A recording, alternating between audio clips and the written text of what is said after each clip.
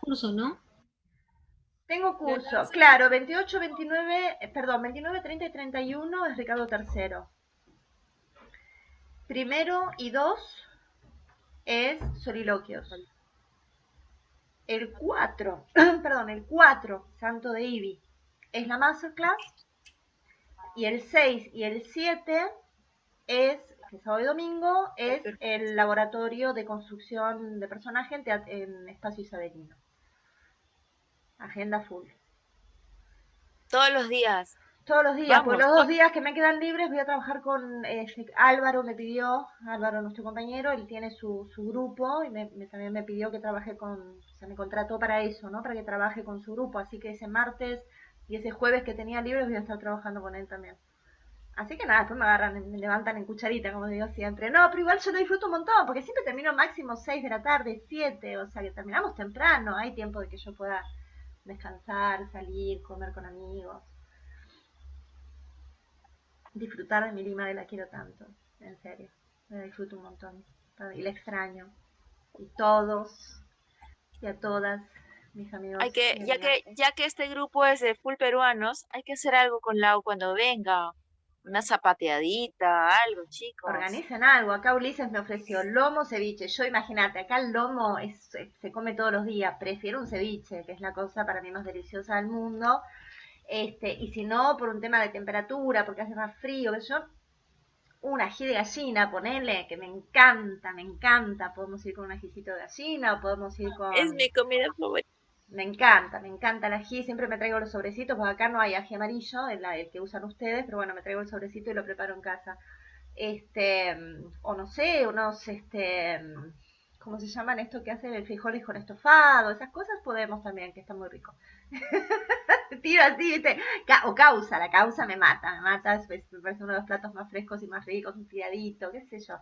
Soy fan de la comida peruana, así que todo va a estar bien. Un pollo a la brasa también va a estar muy bien.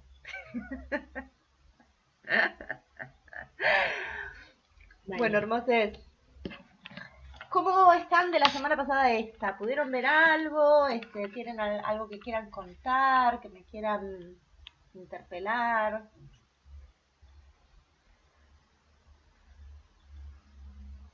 Bueno, ¿se acuerdan que yo les había dicho que estas 2 últimas clases vamos a arribar a las conclusiones, digamos, de alguna manera? Y que voy a esperar que hablen un poquito más ustedes también. De todos modos, yo preparo mi clase y traigo mi material y mis cosas estudiadas y vistas. Así que les quería compartir información, pero eso sí lo vamos a ver la clase, es el cierre. Voy a hacer toda la bajada bibliográfica, digamos, ¿no? De las distintas críticas y las distintas miradas sobre estas obras que tenemos en estudio a través de los años y a través de las distintas poéticas. ¿Y por qué uno dice a través de los años como si fuese la nada misma? No, porque no es lo mismo la mirada que se tenía de Shakespeare, no sé, en tiempos victorianos, de la mirada que se tuvo de Shakespeare durante la Segunda Guerra o en tiempos de posguerra. Entonces me parece que es muy importante también que podamos ver justamente ese imaginario que se produce sobre Shakespeare a lo largo del tiempo, insisto, sobre estas 2 obras en particular. Obviamente que siempre aparece la generalización, de hecho hoy voy a hablar de algunas cositas que tienden a la generalización. Pero hoy como primera conclusión me interesa hablar un poquito del sistema de representación escénica isabelino y jacobino, ese pasaje de representación entre la escena isabelina y la escena jacobina, vamos a hablar un poquito de eso, la relación de las obras con la sociedad de Estado y luego ya meternos en debatir entre nosotros aquí en la clase respecto de esas miradas que vamos a ver ahora o esas características con relación a lo que es la mirada actual. O sea, ¿qué pasa hoy con estas obras? ¿Sí? ¿Cómo lo ven ustedes? ¿Y qué les pasa a ustedes con esto? ¿Qué es lo que más me importa? Porque en el análisis científico yo lo puedo hacer y puedo estar horas hablando de una obra, horas hablando de la otra, pero me parece que estamos hablando de teatro, esencialmente. Como les dije en más de una oportunidad, estos no son personajes que han sido, esto no fue escrito para ser leído, todo esto fue escrito para ser respirado, para ser dicho, para ser atravesado por un cuerpo. Entonces nosotros como espectadores también está bueno, y como lectores, espectadores, está bueno que también podamos abrir nuestro cuerpo a eso. ¿Se entiende? Puede sonar medio esotérico lo que estoy diciendo, medio holístico, pero me parece que es muy importante, porque de ese modo nos atraviesa. La obra de arte nos atraviesa. Y no tiene que ver con una cuestión de si conozco más o menos la poética. Ahí sí ya aparece lo sensorial, esencialmente lo sensorial. Que obviamente que si tenemos un conocimiento previo, vamos a tener una percepción más acabada de algunas cuestiones. Entonces, un poquito vamos a hacer, al principio va a sonar medio repaso quizás todo lo que diga, y si se aburren o si me dicen, no, Lau, esto ya lo vimos, avanza más rápido, me lo piden y yo me voy a acomodar a ustedes. Pero un poquito me interesaba retomar esta idea que en algún momento expuse del pasaje, cuando hablábamos de texto y contexto, del pasaje del periodo isabelino al periodo jacobino. Esto nosotros lo hemos visto en las primeras clases y lo hemos ido reforzando a medida que íbamos avanzando. Entonces, en ese ligero repaso de contexto de época, me parecía importante comentar algunas cuestiones del canon shakespeariano. No sé si fui muy clara con eso en las primeras clases, que tiene que ver con qué produjo Shakespeare en el periodo isabelino a diferencia de lo que produjo en el periodo jacobino. Entonces, el periodo isabelino, que está comprendido entre 1589 circa, siempre recuerden esto, ¿no? O sea, es más o menos, creemos, se supone que ese fue el año. Entre 1589 y 1603, desde 1589, presumiblemente la primera obra que Shakespeare compone es Los dos hidalgos de Verona. Es una comedia, Los dos hidalgos de Verona, y es una comedia cuyos personajes están inspirados en uno de los cuentos del Decamerón de Boccaccio. Eso ya es toda una impronta. Digo, acá sí me pongo, cuando hacíamos análisis de texto, yo les decía, presten la atención al primer texto de la obra, que ahí hay toda una impresión que viene, ¿sí? Bueno, acá pasa lo mismo. La primera obra que este hombre escribe es una comedia tomada del Decamerón de Boccaccio. Y la última que escribe, dentro de este mismo periodo, es Otelo. Está entre Hamlet y Otelo, ¿sí? En el año 1603, que es el año en el que muere Isabel. Ahora, en este periodo es donde se produce, valga la redundancia, la mayor producción de obras de Shakespeare en términos de cantidad. La mayoría de sus obras están en este primer periodo. Además de eso, lo que tenemos es que lo que abunda, ya hablando de género, si bien recuerden que el género en aquellos años no estaba tan definido como se definió luego, de la comedia tragedia, sí, se sabía si hay más risa y tiene un buen final es una comedia, si hay menos risa y tiene un final donde todos mueren es una tragedia, pero digamos los géneros estaban más mezclados, más imbricados, diría yo, más que mezclados. No es que era cualquier cosa, sino que había una ida y vuelta entre la tragedia y la comedia, ¿sí? Entre lo real y lo fantasioso, etc. Él escribe mayoritariamente comedias y crónicas correspondientes a la historia de Inglaterra, que sirvieron como propaganda para la familia Tudor o para la casa Tudor. Esperen que me tuve un mate porque se me está sacando la garganta. Entonces, este es un periodo que se caracteriza por un gran optimismo. Las únicas dos tragedias que se escriben en este periodo, o tres, si tomamos a Hamlet como referente como la última obra del periodo, pero sacando a Hamlet, que es casi la obra bisagra, ¿no? La vamos a tratar aparte. Las únicas dos tragedias que se escriben en este periodo son Romeo y Julieta y Tito Andrónico, que tienen características muy particulares y muy particularmente diferentes de las tragedias que estamos analizando en este seminario, o de Hamlet y Macbeth, que fueron las que analizamos en el seminario anterior. ¿Y por qué digo esto? Y voy al mate. Creo que yo ya se los he comentado, pido disculpas si me estoy repitiendo, que Romeo y Julieta, que fue la segunda de las dos tragedias, primero hizo Tito Andrónico, después hizo Romeo y Julieta, es una tragedia escrita dentro de la estructura de una comedia. O sea, si uno corre los elementos, podríamos decir, siniestros, entre comillas, que tiene la obra, Romeo y Julieta podría haber terminado fenomenalmente bien. Porque todo estaba dado para eso. ¿Qué hizo Shakespeare? Agregó un prólogo que anuncia el final. Que ya nos dicen, miren que esto termina mal. Ahora, en términos de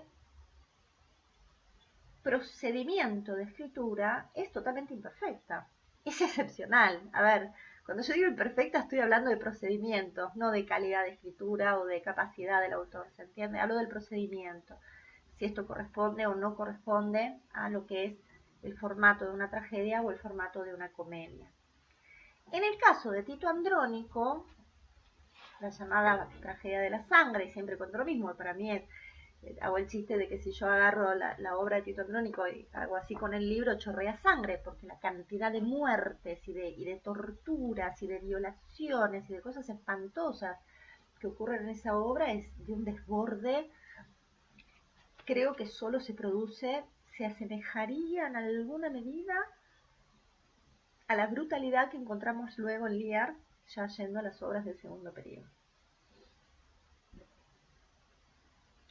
Pero si la analizamos como material dramatúrgico en sí, como material de representación, podríamos decir que ¿vieron esas obras? ¿Nunca les pasó ver al teatro a ver una obra y decir, o el director o el dramaturgo o la directora o la dramaturga se volvieron locos y pusieron todo arriba del escenario y se quedaron, ¿no? Como que quemaron todos los cartuchos, como que no se quedaron sin nada por hacer.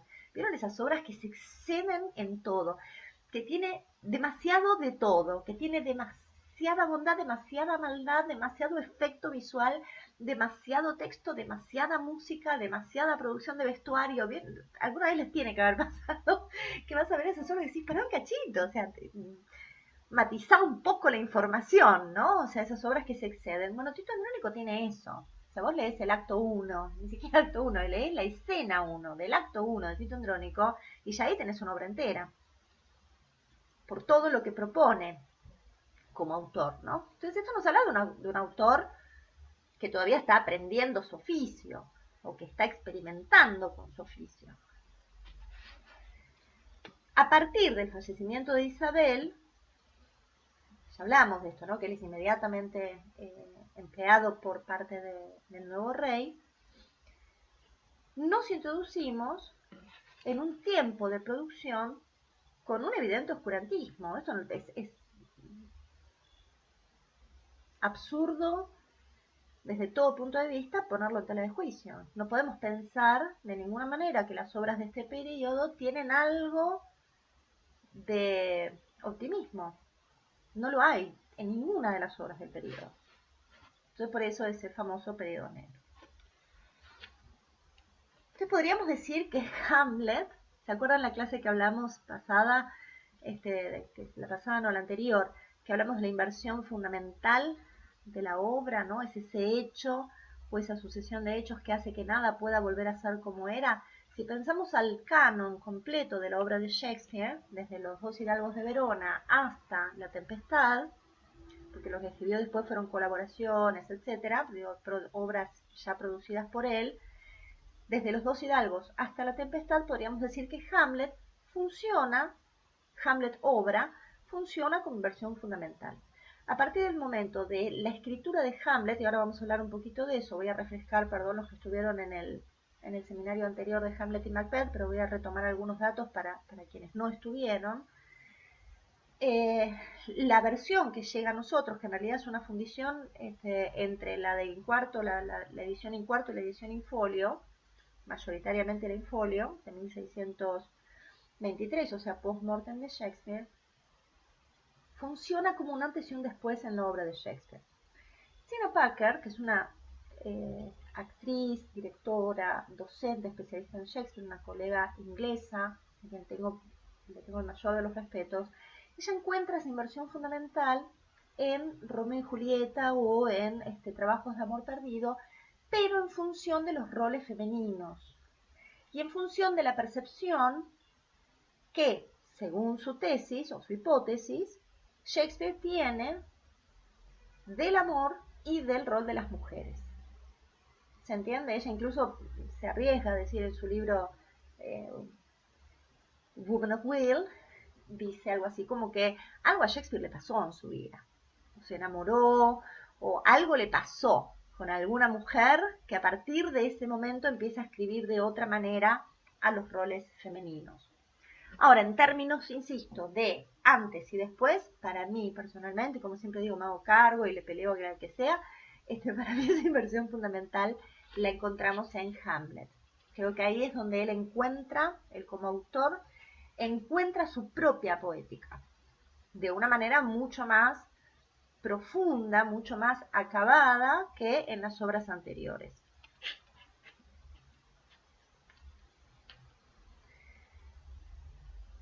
Yo en algún momento creo haber comentado que el pasaje del periodo isabelino al periodo jacobino lo podríamos definir en términos gráficos, en términos visuales, como una suerte de, si lo pensamos en términos cinematográficos mejor, es como pasar de un exterior día a un interior noche, ¿no? O sea, si vemos la obra de Shakespeare en su periodo isabelino, es un exterior día. La mayoría de las obras terminan bien, habla muchísimo del amor, son graciosas, hay chanzas, los buenos triunfan, ¿sí? O sea, nos encontramos con eso. Y a partir de Hamlet en adelante, que se inicia el periodo negro, y ahora vamos a hablar del último periodo de él también, aparece esta cuestión mucho más pesimista. Y se acuerdan que yo les decía, en Otelo hay momentos que se produce como una suerte de traveling, donde entramos a las habitaciones de Otelo y Desdémona, y el Lear, que es al revés, o sea, del interior se va a ese bosque, a esa tempesta, al mismo tiempo nos lleva a una cosa de interioricidad de los personajes, creo que hasta ese momento nunca expuesto en la dramaturgia, por lo menos de la época.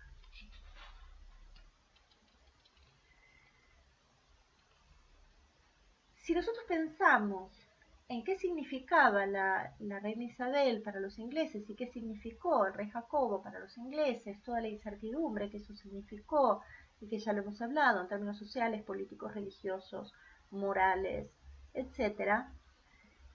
Y siendo Shakespeare, que lo entendemos como un autor conectado con su realidad, conectado con su aquí y ahora, que para nosotros es el allí y entonces, pero que es el aquí y ahora de Shakespeare, sería totalmente ridículo pensar que Willy hubiese producido en este periodo jacobino, por lo menos en el inicio del periodo jacobino, que es cuanto más miedo se produjo, digamos, más temores se produjeron en la sociedad, se pusiese a producir puras comedias. Sí produjo comedias, las famosas dark comedies, que son solamente dos, y ahora vamos a hablar de una de ellas más particularmente. No hubiese podido nunca componer obras como Mucho ruido para nada, por ejemplo, o El sueño de la noche de verano, o Noche de besos. Son obras donde lo que prevalece es el amor, en definitiva, con enredos, con personajes súper simpáticos, con unos clowns que uno se mata de la risa, pero donde en definitiva lo que está puesto en la palestra es eso. Se cuentan tantas otras cosas. Yo digo, Romeo y Julieta no es solamente una historia de amor. Si nos quedamos con eso, nos quedamos con la mitad de la historia. Cuenta otras cosas mucho más difíciles. Siempre está esta cosa, ¿no? De la exposición del tiempo. Hola, Lauri, ahí te veo.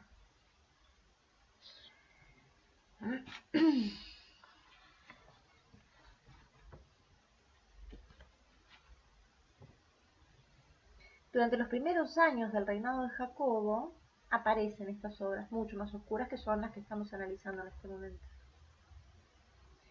Y ya hemos hablado de Jacobo, de sus obsesiones, de sus características, de su tiranía. No era que Isabel era una santa, pero Isabel tenía un manejo diferente y aparte proponía otras cosas para la nación. Jacobo no. Entonces, de alguna manera podríamos pensar que para Shakespeare y sus coetáneos, Jacobo, como rey, la presencia de Jacobo y todos sus acólitos en el en el reinado, claramente significaba un retroceso importante. Y acá es donde reside lo paradójico. Entonces voy a hacer un poquito de paso para atrás para poder llegar a la paradoja. Esta diferenciación que yo estoy haciendo del primer periodo respecto del segundo, tomando Hamlet como inversión fundamental, no minimiza de ninguna manera la calidad de producción de las obras del primer periodo. Sería absolutamente ridículo de mi parte. No podría nunca cuestionar la calidad de composición de Sueño de Noche de Verano, de Noche de Reyes, de Las Alegres Comadres de Windsor, ni que hablar de Romeo y Julieta, que uno dice, bueno, pero es una comedia con una tragedia en estructura de comedia. Harold Bloom la considera una obra problema, están las comedias del aprendizaje, pero todas tienen una calidad dramatúrgica extraordinaria, y todas hablan de temas que son sumamente interesantes, algunos más divertidos, menos divertidos. Siempre hay una cuota de denuncia social que siempre es interesante de tener en cuenta, ¿no? Estos personajes menores me refiero a escala social, que siempre están ahí dando vueltas, ¿no? Que son los que dicen, no sé, me estoy acordando ahora del Pecado Tercero, hay una escena donde aparecen unos ciudadanos y dicen, qué quilombo que hay en este reino, ¿no? O sea, se está yendo todo el carajo. Siempre esta cosa de que aparece el común para decir, che, hay algo que no está bueno, ¿no? O sea, la aparición de eclipses y todo lo que ya sabemos como parte de la poética de la época.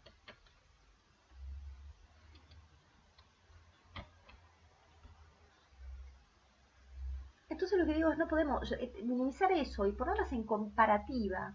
A esto voy. Poner en comparativa El Sueño de una Noche de Verano con Otelo es un error.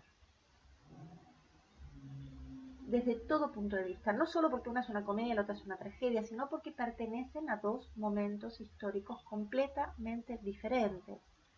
A pesar de que haya pocos años de diferencia entre la composición de una y la otra, el cambio fue tan radical, tan brutal, que la comparativa se torna absolutamente vacía, vacua.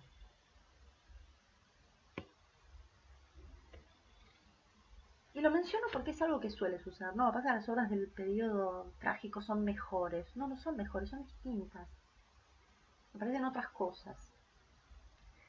Lo interesante es que en este periodo isabelino, donde abundan las comedias, donde abundan las historias, las comedias en general todas transcurren en torno a lo que se considera el imaginario del o la italianización de Shakespeare, o el imaginario de lo italiano en Shakespeare. Fíjense que la mayoría de las obras, bueno, Noche de Reyes, las que acabo de nombrar, Mucho Río para Nada, la misma Romeo y Julieta, todo transcurre en Italia. La única comedia local, podríamos decir vernácula, de Shakespeare es Las Alegres Comadres de Windsor, que es una suerte de spin-off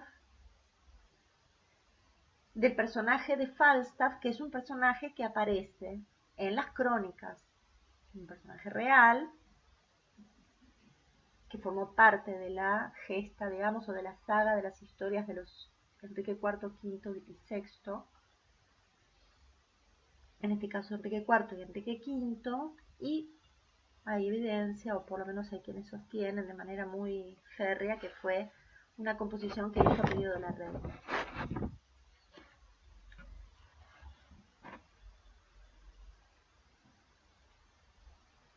Me estaba acordando, claro, en Enrique V el personaje Falstaff, me estaba acordando de la ópera de Verdi. ¿Se acuerdan que yo les comenté que a mí me gusta más la Otelo de Verdi que la Otelo de Shakespeare, ¿no? Que él como compositor de ópera logró sintetizar ahí algo muy interesante.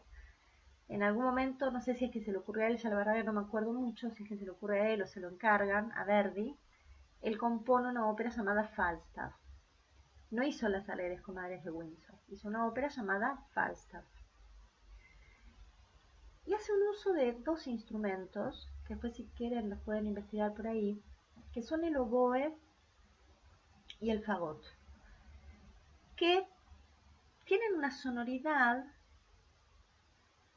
que por un lado es como divertida, pero al mismo tiempo como que baja el tono, ¿no? Son como instrumentos que funcionan mejor en los tonos bajos. Eh, y esto es interesante porque habla de lo controversial del personaje. Falstaff es un personaje controversial, entonces tiene de golpe, aparece el fagot que hace y el oboe que cuenta otra cosa, ¿no? Entonces es interesante esa contradicción que genera. Perdón por la digresión operística del día, pero me parece interesante que también tengamos en cuenta estos datos. A mí me encanta cuando mencionas esto, Laura, como me lleva, o A sea, otro me lleva lado. a otro lugar, pero a la vez me crea la figura en otra forma y es hermoso. Es que es muy interesante, en definitiva lo que hizo Verdi fue sí, una suerte de postproducción de Shakespeare, ¿no? O sea, él tomó los elementos centrales de algunas de sus obras, también el Macbeth de Verdi es extraordinario, y lo sintetizó de un modo tal, y aparte de pasarlo al formato ópera, ¿no? O sea, que ya eso es toda una postproducción por sí misma, realmente es interesante. Yo les recomiendo que si pueden en algún momento escúchenla. Siempre esta recomendación para la vida si van a meterse con la ópera. Si van a meterse con la ópera en algún momento de sus vidas, elijan una ópera corta. Corta me refiero, no sea una ópera que dure 5 horas, no elijan un Wagner, por ejemplo. Si puede ser del verismo italiano mejor, pueden elegir algo de Verdi, pueden elegir algo de Puccini, ¿sí? Alguna ópera más asible. Eh, y antes de escucharla, lean la historia, si pueden. Los libretos hoy en día están, porque yo me acuerdo cuando estudiaba ópera me costaba un montón conseguir las partituras, conseguir los argumentos, los libretos, etcétera. Ahora está todo en internet, o sea, aprovechemos el momento. Bájense el libreto y escúchenla con libreto en mano. Porque si la van a ver de una sin conocer eso, se van a pegar el embole del siglo por más sobretitulado que haya, ¿sí? Nunca arranquen con Aida de Verdi, nunca, nunca con una ópera épica, ¿no? Se van a pegar un embole bárbaro. Yo sugiero, no sé, empiecen con Pagliacci, no sé, con Caballería Rusticana, que es preciosa, es muy orquestada, pero es preciosa también. Quieren una ópera donde pasa de todo y que te querés morir y que te genera unas emociones tremendas, agarren Tosca de Puccini, agarren La Traviata de Verdi, ¿no? O sea, hay como montones de óperas realmente muy, muy lindas. Otelo de Verdi es Empecé otra. con la, ¿Vos con qué yo empecé empezaste? con Carmen, Carmen, Carmen, claro. Que encima Carmen es el, no- ópera comique. el 90. Claro, y Sí. además Carmen es una ópera cómica. Entonces tiene partes cantadas y partes habladas, ¿no? Funciona casi como, no es zarzuela, pero más o menos. Entonces está bueno arrancar por ahí. Así que nada, un día si quieren hacemos una charla de ópera, que hace mucho que no me dedico a ello. No, como directora, ¿no? No estoy dirigiendo ópera, pero siempre la estoy estudiando, siempre recurro, siempre voy, ¿viste? Es como un lugar que nada, es parte de mi vida. Por eso pido disculpas, pero bueno, agradezco que lo agradezcan. Gracias, gracias por sus comentarios. A mí también me gustó tu comentario, Lau, porque yo el primer encuentro que tuve con el oboe fue en el colegio, en primaria, Sí, cuando nos tocó un profesor de apreciación musical, debe haber estado en algún conservatorio, bueno, para algo era profesor, ¿no? Porque sí. nos elevaba el nivel y nos hacía escuchar de todo, y éramos cosas de primaria, estamos chiquitas, y nos hizo escuchar y amar el bolero de Ravel. Es El precioso. bolero de Ravel fue una cosa, pero, y ahí hay oboe, y ahí Ujú, bastante, o sea, ahí discrimina bastantes instrumentos, ¿no? ujú. Y me ha dado curiosidad de lo que acabas de decir, del oboe del fagot de la obra falsa. Falsa. Vean, escuchen, traten de, aunque sea un pedacito. La Otelo la súper recomiendo, realmente. Traten de escucharla porque realmente es hermosa y la Macbeth ni hablar. Son muy buenas, realmente muy, muy interesantes. Porque hubo otros compositores que también tomaron a Shakespeare, como qué sé yo, Bellini hizo una versión de Romeo y Julieta que se llama Montescos y Monteschi y Capuletti. Después está la Romeo y Julieta de Gounod. O sea, hay un montón de otras versiones. Pero las de Verdi para mí son las más interesantes. Porque él realmente, esto sí lo digo con mucho conocimiento de causa, porque así como me obsesiona Shakespeare en el teatro, me obsesiona Verdi en la ópera. Y tuvo una vida muy interesante, absolutamente interesante, también muy longeva y muy de una enorme producción. Escribió muchísimas óperas, muchísimas. Entonces es interesante verlo a través de su obra, ¿no? Su evolución también, las cosas que él fue produciendo. Y cuando llega a su momento de madurez, que es un poco lo que estamos viendo ahora en Shakespeare, él se mete con Shakespeare, lo toma, ¿no? O sea, como cuando en su madurez se encuentra con el Shakespeare maduro, que estamos viendo acá, y toma, bueno, justamente, toma Otelo, toma Macbeth, tomó Hamlet también, no quedó nada de Hamlet, lamentablemente, porque Verdi tenía muy mal carácter, era un Tano muy cabrón, se encabronaba así enseguida. Cabrón acá es mal humor, muy malhumorado. Y parece que nada, que no le salía, no sé qué, entonces quemó todo, agarró así las partituras y las quemó en su quinta de Santa Agata y no se pudo recuperar nada. Su esposa lo intentó, pero no pudo.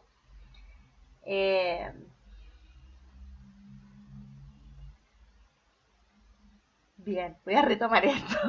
Hamlet, hablamos de Hamlet. Me voy, ¿viste? La piba se va, llega a la luna,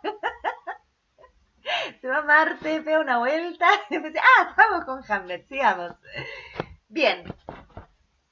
¿Se acuerdan que yo les comenté en algún momento que Hamlet es la obra que más reescribió en vida, por lo menos de la que se tiene registro? Probablemente lo haya hecho con todas o con muchas de ellas, pero de Hamlet hay más registro de que él escribió y reescribió en vida y representó varias versiones diferentes. Entonces, quizás por esa razón es tan difícil para los historiadores shakespearianos o los canónicos establecer la fecha de composición, porque algunos la sitúan en 1598, otros la sitúan en 1601, después en el Paladis Tamia, que es una suerte de compilado de la época de un cura, de un protestante francés, alemán, que se llamaba Francis Merz, que él guió las obras de Shakespeare, entonces escribió lo que pensaba de cada una, y lo hizo en 1598, no habla de Hamlet. Entonces dice, bueno, pero entonces Hamlet no se estaba representando, todavía no se había escrito, ¿no? Como que siempre está esa duda. Pero sí aparece registrada en el año 1602 en el Stationers Hall, que es el lugar donde se inscribían las representaciones frente a la reina, ¿sí? En el año 1602. Entonces se entiende que se compuso de máxima en 1601, por lo menos la que aparece en folio, porque sí hay otra que se editó inclusive en vida de Shakespeare. Yo no la tengo acá ahora, si me dan un segundito la voy a buscar y les digo el año exacto. Hay montones de libros que no se dicen, justo acá. Que era una versión mucho más corta, que sí termina con la muerte de Hamlet. Tuvo una versión anterior donde Hamlet no moría, esto yo creo haberlo comentado también, y luego finalmente él evoluciona la obra, y la que llega a nuestras manos es mayoritariamente lo que está en la publicación in folio, con algunas referencias de la publicación in quarto. Eso me parecía importante dar este dato, perdón por Ivy y Marita, que ustedes estuvieron en el seminario donde hablé de Hamlet, pero me parecía importante para el resto del grupo que tengan claro esto, ¿no? O sea, qué significó Hamlet en el canon shakespeariano, ¿no? No fue una obra así nomás, quizás fue la que más tiempo le llevó, no de escritura, sino de reescritura y de reproducirla y postproducirla permanentemente. Y eso a mí no me parece casual. ¿Qué quieren que les diga? Ahí ya me pongo saco el tejido como la señora del barrio y empiezo con mis teorías conspiranoideas. Y a mí no me parece casual, se matan de la risa. No, lo digo en serio, a mí no me parece casual que un tipo le dedique tanto tiempo a la reproducción, producción y reproducción y postproducción de un material, a diferencia de los otros materiales. ¿Por qué exactamente con esta obra? ¿Porque era muy representada? Sí. ¿Porque era una obra muy popular? ¿Estaba muy instalada en el imaginario? Puede ser también, claro que sí. Pero yo la sensación que tengo, por eso la defino como inversión fundamental en la obra de Shakespeare, que es donde él encuentra su poética. Definitivamente la encuentra. ¿Se entiende? donde él encuentra de qué quiere hablar de una vez por todas. Y si bien podemos decir que, como toda inversión fundamental, se empieza a desprender del primer correlato, ya no tenemos esas comedias, no van a volver a aparecer. Después de Hamlet, las comedias del tipo Los Hidalgos de Verona, las comedias del tipo Las Alegres Comadres de Windsor, las comedias del tipo As You Like It, no van a volver a aparecer en obra de Shakespeare. Entonces se empieza a generar un segundo correlato a partir de acá, donde empiezan a aparecer temáticas abordadas desde un lugar mucho más, podríamos decir, profundo. Podríamos decir, lo pongo en cuestión porque si no sonaría que lo anterior no fue profundo o no fue inteligente, ¿no? Todo fue interesante, inteligente y profundo. El tema es hasta dónde se mete. Es como si tuviese él uno le pudiese percibir una suerte de obsesión por querer llegar al hueso de, como meterse cada vez más y cada vez más y cada vez más. Menos forma y más contenido. Eso es lo que empieza a aparecer en este nuevo periodo, en este segundo correlato que se empieza a construir a partir de Hamlet. Y por eso hablo de paradoja. Ahora vuelvo al final del apartado anterior. ¿Por qué? Porque sabemos que la pasaban, o por lo menos tenemos muchas referencias y mucha evidencia de que el periodo jacobino, por lo menos los primeros años del reinado Jacobo, fueron lo suficientemente terribles y angustiantes. Además, se asume junto con una peste. Eso también fue todo un símbolo en la época, ¿sí? Como que él trajo la peste, había un imaginario al respecto, ¿sí? Donde nuevamente por 2 años se cerró todo, donde la gente moría por la calle, donde mandaban a las searches, que eran mujeres ancianas de bajo estrato social, a husmear entre los muertos y separar los que eran muertos por la peste de los que no. Es una cosa tremenda, ¿no? O sea, como uno se imagina una Londres que venía de puta madre, que de golpe, ¡boom!, se queda sumida en la más profunda de las oscuridades. Y desde esa oscuridad, por eso hablo de la paradoja, desde esa oscuridad, desde esa angustia, desde esa desazón, es lo que es desde donde Shakespeare produce quizás sus mejores obras. Y digo quizás porque acá aparece lo subjetivo. A mí me puede ser maravillosa Otelo, Lear, Macbeth y el resto de la universidad, el resto del universo no, y viceversa. Y acá aparece lo subjetivo, entonces hay que tener la mente abierta siempre para eso. Para que alguien venga y te diga, mira, para mí Otelo es una obra de mierda, y nada, está todo bien, o sea, dará sus razones de por qué. Me ha pasado, por eso lo digo.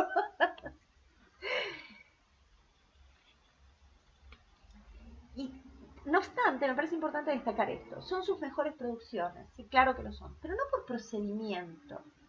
Cuando hablo de procedimiento, hablo de procedimiento dramatúrgico. No es que hayan mejorado notablemente su procedimiento de escritura. Lo ha madurado y se ha metido en otro tempo, produce en otro tempo. No solo las obras tienen otro tempo interno, se habla volviendo a lo musical, ¿no? En tempo diferente, sino que además entre una obra y la otra pasa más tiempo entre la escritura de una y la escritura de la otra, cosa que en el primer periodo no, el tipo escribía así, y todo iba como mucho más rápido. Ahora bien, ¿eso hace que las primeras obras sean de menor calidad? No. Me acuerdo hace unos años, creo que fue en el 2017 por ahí, yo tenía que viajar a Lima para dar un seminario, para dar los seminarios que daba todos los años. Y quienes me producían en ese momento me dijeron, nosotros queremos comedia, porque la comedia, porque no haces comedia. Y yo les decía, miren, ¿saben qué pasa? Trabajamos en 3 días, son 3 jornadas intensivas, todo lo que ustedes quieran, pero en 3 días yo no puedo trabajar comedia, no puedo enseñar a hacer comedia shakespeariana en 3 días. no, pero no puede ser, porque la comedia, porque el juego, ahí estaba Valeria Escandón, que ella, viste, se cree clown y no sé qué, entonces hablaba todo el tiempo, no, porque la comedia, porque esto, porque el clown, porque no sé qué, bla, bla, bla, bla, bla, bla. Y me acuerdo que en ese momento lo que les dije fue, mira, ¿sabes cuál es el problema, fulana? Es que las comedias en Shakespeare tienen muchas capas y todas simultáneas. Entonces hay que estar trabajando en esas todas esas capas, perdón, de manera simultánea, como directora, como docente, como fuera. No, pero yo te ayudo, hagámoslo. Bueno, dale. Entonces, preparé escenas, traduje una escena de Noche de Reyes, traduje una escena de Las Alegres Madres de Windsor y creo que eso fue todo. Sí, fueron solamente 2 escenas. Dije, no me da para más, no me va a dar la cabeza para más. Eran todas escenas de 3 personajes. Se armó el grupo, la gente se anotó, se repartieron los roles y empezamos a trabajar. Llegó un momento, fue excelente la experiencia, porque los actores y las actrices pusieron una garra en ese trabajo impresionante, donde quedaron sumamente agotados. Llegó un momento donde estábamos en un lugar, que fue la única vez que estuvimos, así que no recuerdo el nombre, un lugar muy grande en Barranco, y eran 6 grupos de 3. Entonces en un momento yo dividí el espacio en 6 y le asigné a cada grupo un espacio propio para que vayan trabajando en simultáneo, porque me era absolutamente imposible trabajar en el formato con el que venía trabajando, donde pasaba un grupo, hacía su escena, yo hacía la devolución, proponía correcciones, después pasaba otro y así. No era posible, no daban los tiempos. Y las escenas quizás eran más cortas que las escenas de las tragedias que había elegido para clases anteriores. Pero era tal el nivel de simultaneidad de información, de simultaneidad de acción, que era imposible hacerlo de otro modo. Entonces iban los actores y las actrices, estaba cada uno trabajando como en su compartimento, y yo iba pasando de un lugar al otro, ¿sí? Ayudada por 2 asistentes, trabajando en forma simultánea todos, y empecé a escribir las coreografías de acción, iba y se las daba, porque también se desorganizaban en el espacio, porque la comedia isabelina, que esto es algo que vamos a ver en el seminario del laboratorio de creación de personaje, se sostiene en el espacio isabelino. Sin las características del espacio isabelino no se puede hacer. Yo siempre digo que las comedias de Shakespeare, todo esto lo estoy diciendo para que no desvaloricemos el primer periodo respecto del segundo. Decimos, bueno, las mejores producciones de Shakespeare son Hamlet, Otelo, Rey Lear, por supuesto, estamos de acuerdo. Ahora, yo los invito a que dirijan Noche de Reyes, una vez. ¿Qué les pasa?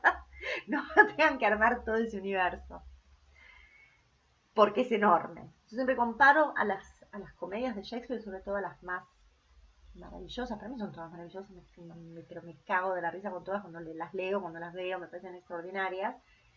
Las comparo con, volviendo a lo musical, con las composiciones mozartianas. ¿Vieron que Mozart componía todo al mismo tiempo?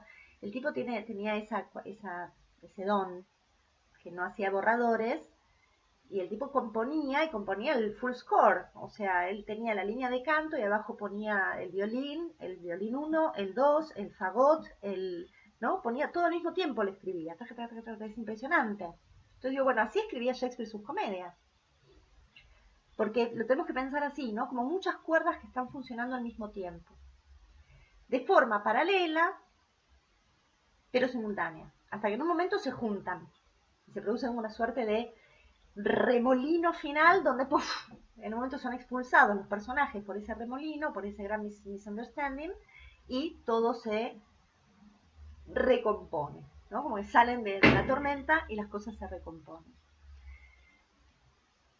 Hay que ser muy genial para escribir eso. Entonces digo, bueno, o sea, no descalifiquemos el primer Shakespeare respecto del segundo.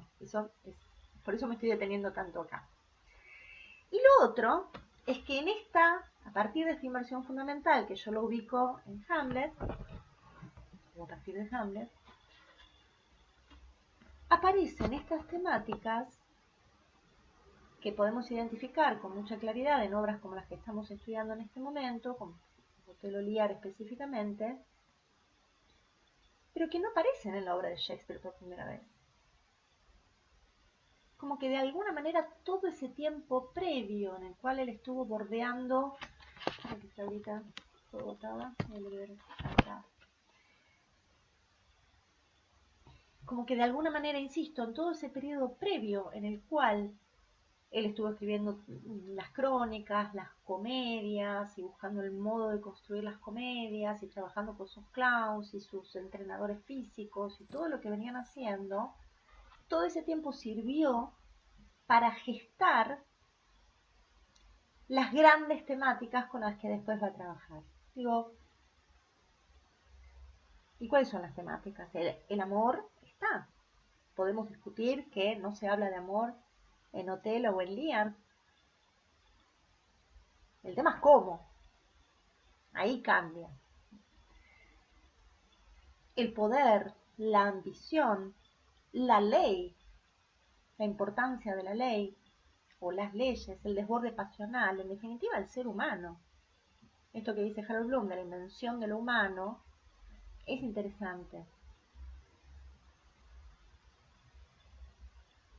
Todo esto ya fue tratado, ya había sido tratado por Shakespeare. Todos estos temas, estos grandes temas que aparecen en este periodo oscuro, en este llamado periodo negro, el periodo de las grandes tragedias, como lo queramos llamar, ya fueron abordados en sus obras anteriores.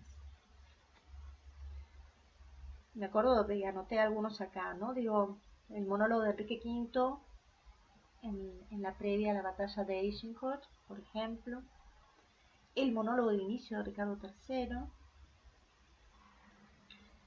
el monólogo de Aarón el Moro en Tito Andrónico, lo mencioné en la clase pasada, si no me equivoco, ¿no? Este tipo que produce un acto de redención negándolo, pero lo está produciendo en la acción, es muy interesante. Y hay muchos ejemplos más de estas cuestiones para tener en cuenta y de personajes que fueron ya de alguna manera precedidos, ¿no? O sea, como bocetados. No podría decir que yo creo haberlo dicho, ¿no? Que en Yago hay algo de Ricardo III, que en Hamlet hay algo del Jack, el melancólico de As You Like It, y así. Nos vamos a encontrar siempre con personajes que se espejan en su primer periodo. Y vuelvo. La gran diferencia está en la forma, en cómo cuenta estas historias, no solo en términos de procedimiento, cantidad de actos, cómo se presentan los personajes, esto que inventa, que crea, que trae, que refresca de la escena que abre en acción, que ya lo hemos visto muy claramente en estas obras que estamos analizando, sino también a esa musicalidad diferente que se empieza a producir. Y ahí vuelvo a Verdi, que creo que por eso me gusta tanto, o me gustan tanto las versiones de las óperas de Verdi que toman a Shakespeare, porque creo que lo que identificó Verdi de las obras de Shakespeare fue la musicalidad. Y no me refiero a la melodía, me refiero al tono. Hay algo del tono que él trabaja. Podríamos decir que son obras que están escritas en un tono menor, pues son más graves, son más adustas y suenan mejor en espacios cerrados. Y acá me meto ya con el esquema de representación isabelino versus el esquema de representación jacobino. Antes del Globe Theatre y antes de la asunción de Jacobo al trono, existían teatros pequeños, techados, en Londres. No es que todo se producía al aire libre como en el Globe Theatre. Es más, la construcción del Globe Theatre, de alguna manera hecha por Shakespeare y sus socios, o los socios de Shakespeare y sus amigos, como lo queramos decir, vino a, desde mi punto de vista, a inaugurar un modo de representación único inspirado en la comedia dell'arte italiana. Inspirado. No pretendió ser una réplica, no pretendió ser una evolución, es un modelo único de construcción de espacio y, consecuentemente, de representación de personajes y de representación tempo-espacial. Ahora, cuando Shakespeare compone Lear y Otelo, o Macbeth, o Julio César, inclusive podríamos presumir el último Hamlet, ahora que lo pienso, es muy difícil, o por lo menos a mí se me resulta muy complejo, imaginar de primera mano estas obras, Otelo, Lear, pensemos en esas nada más por ahora, y Macbeth, que son bien claras, pensarlas en el Globe Theatre. Se me hace difícil pensarlas ahí. De primera mano. Después si la pienso, encuentro el modo. Pero de primera mano, cuando se produce el imaginario, estoy leyendo la obra, lo primero que pienso son espacios cerrados, en lugares con poca luz.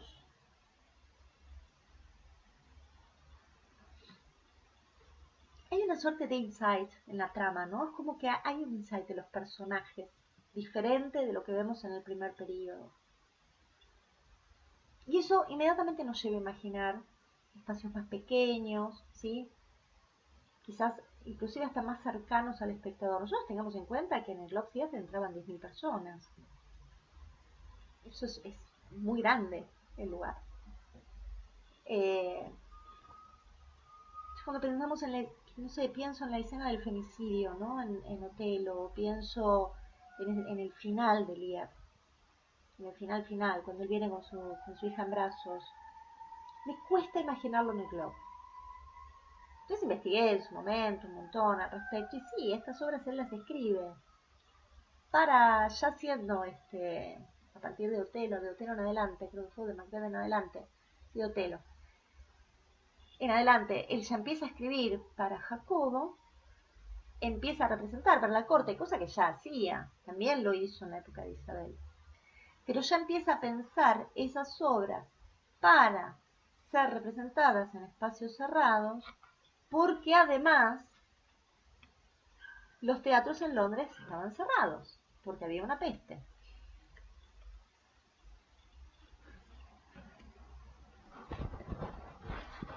Yo les voy a mostrar, voy a compartir pantalla un segundito, les voy a mostrar. ¿Qué años fueron la de la peste? ¿El 92 o 93? ¿O? Hubo dos pestes, una en 1593 y la otra en 1603, 10 años clavados después, exactamente 10 años después. Yo les voy a mostrar, voy a compartir pantalla y les voy a mostrar, voy a compartir sonido porque si no, no me van a escuchar. Les voy a mostrar un teatrito, este teatrito es actual, pero se construyó en función de lo que eran los teatros jacobinos. ¿Lo ven?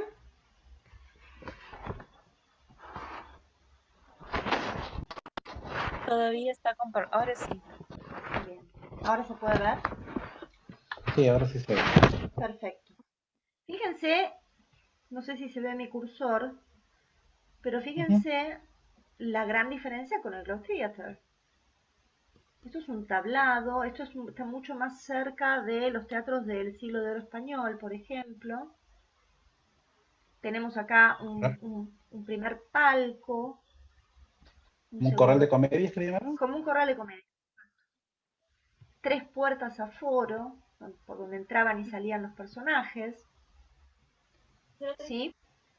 Y balcón, ¿no? Lo que es que este balcón se usaba en la representación. E iluminación artificial, porque había techo. Cuando hablamos de iluminación artificial hablamos de cientos de velas que ponían, porque realmente eran un montón, pero no deja de ser luz vela, que para mí es una de las más hermosas que existen y más sugestivas.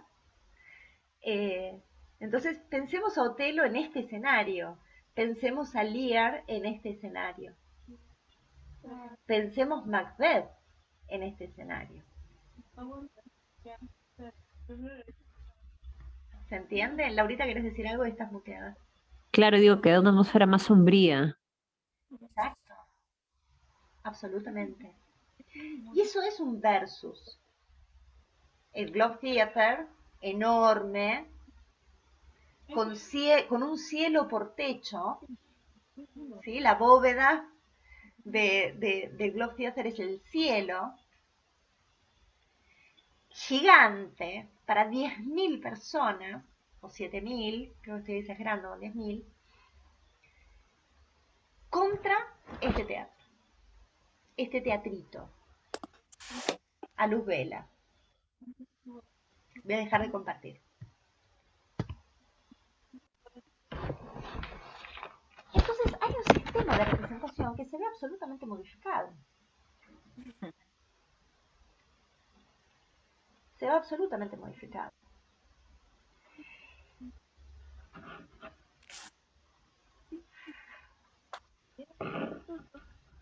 ¿Alguien está hablando? Ay, perdón. No, porque me quieren hacer una pregunta. Pues yo me quedo colgada. Yo te puse un texto ahí de que no se vería nada, o sea, mientras más grande es el espacio, más chiquita se ve el pool, o sea, se ve el... Lo que pasa es que el Globe Theater tiene características que, insisto, son únicas, son extraordinarias. Trabajar en ese espacio es el sueño de mi vida. Tuve la oportunidad de hacerlo en la réplica que se hizo acá en Buenos Aires. Realmente es otro mundo. O sea, entras en otra dimensión. Tu cuerpo hace otra cosa en el escenario, se construye otra cosa. Tendríamos que ver de conseguir a alguien que nos construya uno en Lima, que lo podamos poner en alguna plaza. Acá se hizo así, se hizo itinerante. Entonces se pone en distintas plazas y ahí se hacen las representaciones. Y es mucho más chiquito que el Globe Theater original, y es transportable. Entonces es en estos escenarios que Shakespeare estrena o pone estas obras de este periodo negro. Están pensados para este espacio. Igual sigue funcionando el tres frentes, o sea, lo que voy a enseñar en el laboratorio de construcción sigue siendo lo mismo, da lo mismo ahí sí, si el espacio es grande o es chico, porque siempre son tres frentes, siempre se está trabajando para 3 puntos de vista, más 2 hacia arriba, ¿no? Es fantástico, eso funciona igual. Pero sí, la representación, al tener al público mucho más cerca, se hace mucho más intimista.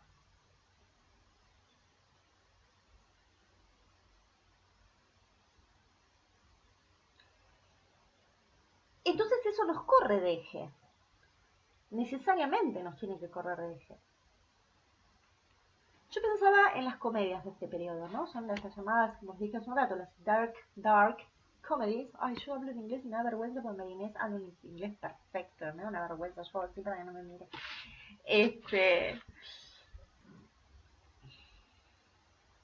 Fueron dos, fueron Medida por Medida y Troilo y Crécida. Troilo y Crécida él nunca la estrenó, por lo cual yo lo único que puedo imaginar es que a él o no le gustó o no la terminó de escribir, algo le pasó ahí que no la terminó como de procesar y no la estrenó. Pero Medida por Medida sí. Yo les quería contar un poquito la historia de Medida por Medida porque viene a cuento del periodo que estamos estudiando.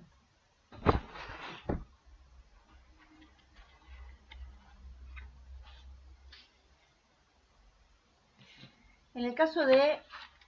Me adelanté un poco, después voy a volver para atrás. En el caso de Medida por Medida, es la historia de... La protagonista es una mujer. Lo cual ya es todo un movimiento esto, a tener en cuenta. Ya sí, ahí sí hablo de constructo dramatúrgico de parte de Shakespeare. Hay una protagonista mujer que es Isabel. Isabel es una monja de clausura. Entonces, en primer lugar, lo importante para decir acá es que en la época de Shakespeare, en la época en que Shakespeare escribía, como ya se había producido la reforma anglicana, no había monjas porque no había monasterios, estaban prohibidos. Pero había habido monjas antes de la reforma. Y hay evidencia que indica que una tía de Shakespeare habría sido monja de clausura y que se habría llamado Isabel. Entonces aparentemente él se inspira en este personaje, en su tía, una tía lejana, tía abuela, vaya a saber uno, para escribir a este personaje. Ahora, es importante pensar en los años católicos, o sea, previos a la reforma de Enrique VIII, qué significaba para el imaginario, no para el imaginario isabelino, Estoy hablando para el previo a la reforma, ¿sí? ¿Qué significaba para el imaginario una mujer que se metía a monja? Inmediatamente, el mismo imaginario que tenemos hoy, ¿no? Una cuestión de devoción, la esclava del Señor, ¿no? Toda esta cuestión. Ahora, también las mujeres que se metían a monjas, sobre todo a monjas de clausura, muchas de ellas eran de clases pudientes. La mayoría de ellas sabían leer y escribir. Y si no, lo aprendían en el monasterio. Entonces se entiende, por lo menos hay algunas discusiones al respecto, interesantes discusiones, digo, de las que están buenas prestarle atención, cuando estas mujeres elegían meterse a clausura, de alguna manera se estaban independizando, se estaban separando y se estaban corriendo de un sistema heteropatriarcal que les daba por destino, por el solo hecho de ser mujer, les daba como destino ser madres y esposas. Y nada más. Ni leer, ni escribir, ni filosofar, ni pensar, ni crear, ni nada. Pensemos en Sor Juana Inés de la Cruz. Y ya está. Digo, como referente de este tipo de mujeres.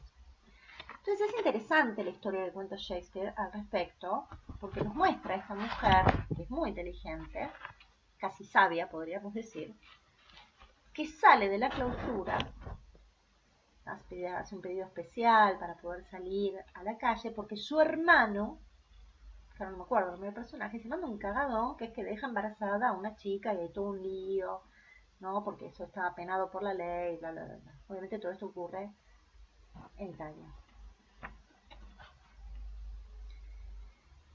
El duque de este lugar deja al mando a un tal Angelo, que era como una suerte de Torquemada, ¿no? Estos tipos así como súper religiosos y súper estrictos, etcétera, y él lo quiere poner a prueba, entonces lo deja a cargo de esta situación. Y el duque anda escondido por ahí, ¿no? Anda travestido, cosa que a Shakespeare también le encanta, ¿no? O sea, el tipo se viste de monje, de este pobre, y anda dando vueltas por ahí por la ciudad. Isabel lo va a ver a Angelo. Y le dice, mire, primero lo va a ver al hermano. Y le dice, ¿qué hiciste? No, mandé una cagada. Ayúdame, necesito que me ayudes. Voy a ir a hablar con el gobernador a ver qué puedo hacer. Lo va a ver al gobernador. Cuando Angelo la ve, estoy haciendo el resumen Villiquen, o sea, el resumen del resumen. Cuando Angelo la ve a esta chica, se calienta. No se enamora. Le gusta. Lo calienta y saca de él la pulsión sexual. E intenta violarla. Es una escena tremenda, en la cual ella se defiende con uñas y dientes hasta que logra escapar. Finalmente no se produce esa consumación. Entonces va a ver a su hermano. Dice, me acaba de pasar esto, me quiso violar. Entonces, y me pone como condición acostarme con él para perdonarte la vida. Y el hermano lo que le dice es, bueno, loca, haceme la gauchada, acostate.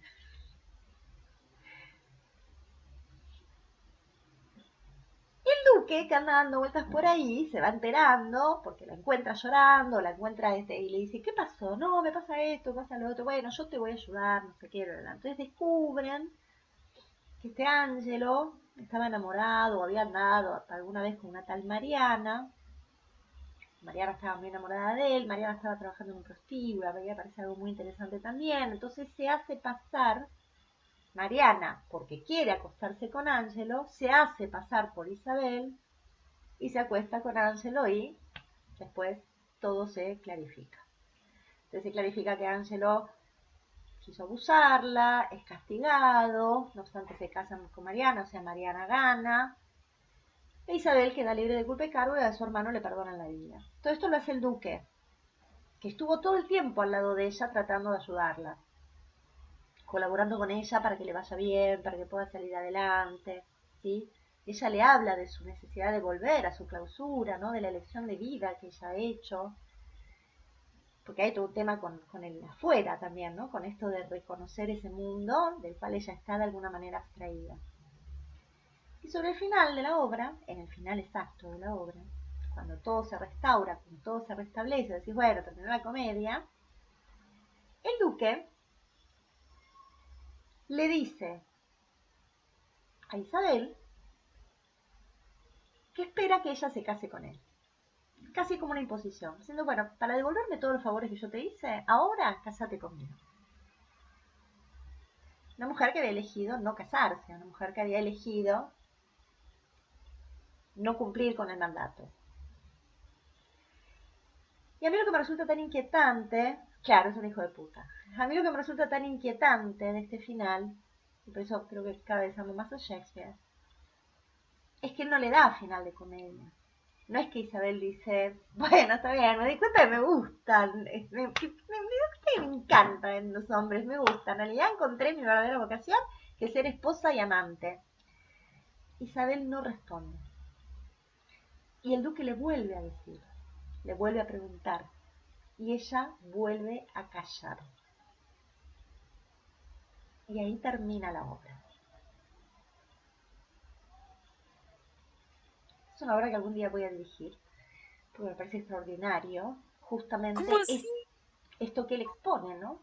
Este sistema que hace que esta mina, independiente, pensadora, ella escribe, pinta, se cuenta las cosas que hace, de golpe y porrazo, la van a convertir en la esposa de él.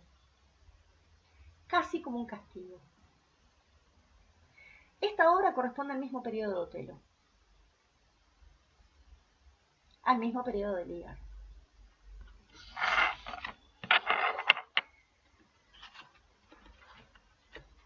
En el caso de Troilo y Créssida, él no la llegó a estrenar, pero a mí me impacta siempre la escena, creo haberlo comentado, de cuando la mandan a Créssida, hace que cruce la frontera y pasa al lado de los griegos, se encuentra con Aquiles, Patroclo, Odiseo, se encuentra con todos, se la pasan de mano en mano y la besan todos, o sea, automáticamente se prostituye, tiene 14 años, Créssida.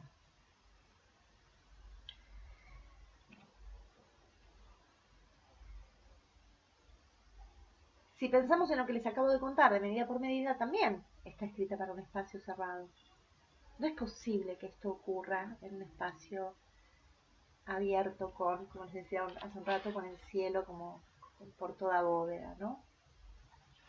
Que no significa que él no lo haya hecho luego, se hizo. Pero inicialmente fue pensado para esto. Es recién en Pericles, que es la siguiente obra que él escribe, que además coincide, porque creo que fue en el año 1607, que coincide con el año en que se casa su hija mayor. Es recién ahí que podríamos decir que Shakespeare recupera cierto optimismo sobre el género, sobre la raza humana. Empiezan a aparecer otras cosas. También hay personajes siniestros, hay personajes maléficos, horribles, pero empiezan a aparecer otras cualidades en los personajes y hay un sentido, sí, de restauración. En esta obra, en Pericles, que es fantástica, se los recomiendo porque es maravillosa, es la primera de los llamados dramas alegóricos o de los romances, que son las obras del último periodo de él. Con el maestro Isola decimos que es el momento en el cual, o sea, con Pericles, Shakespeare pasa del humanismo pesimista al humanismo optimista, ¿no? O sea, pero que no se puede despojar del todo del pesimismo, y eso lo vemos claramente en La Tempestad. ¿No? Después lo explico un poquito mejor. En estas obras está más sostenido en historias de aventuras, hay más viajes, más movimientos,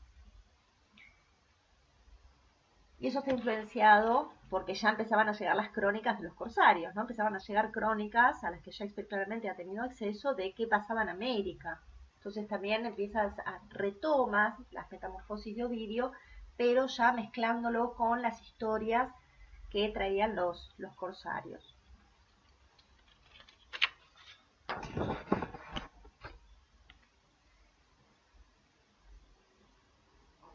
Sin embargo, en el final de su obra, en La Tempestad,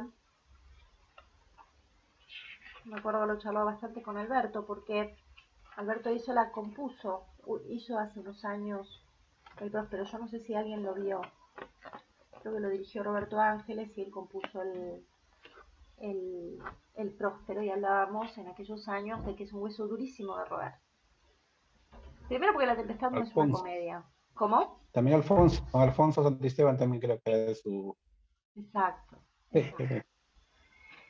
Digo, en primer lugar, tener en cuenta que La Tempestad no es la comedia que todos dicen, ¿no? O sea, nos hablan de Pericles, de La Tempestad, bueno, me estoy olvidando de la otra, Chimbelino, etcétera, como si fuesen comedias, El Cuento de Invierno, pero no son comedias. En todo caso son romances o dramas alegóricos donde él ya entra en otro estadio más optimista, sale de ese pesimismo del periodo negro, pero eso sobrevuela, ese pesimismo de alguna manera sobrevuela su obra. Y desde mi punto de vista, y lo coincidimos con el maestro, el epílogo de La Tempestad, que lo dice Próspero, y Próspero lo actuaba Shakespeare, él hizo el personaje, cuenta esa suerte de decepción respecto del ser humano que tiene Shakespeare en algún momento o a partir de algún momento de su vida.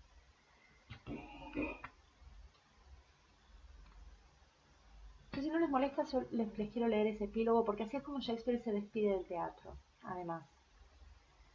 Dice, ya mis hechizos dejé de lado, solo mis propias fuerzas me han quedado y son pocas. Ahora, es verdad, pueden dejarme en esta soledad o a Nápoles enviarme. Cuando obtuve el ducado y al traidor he perdonado, no hagas que viva por hechizo en esta isla improductiva.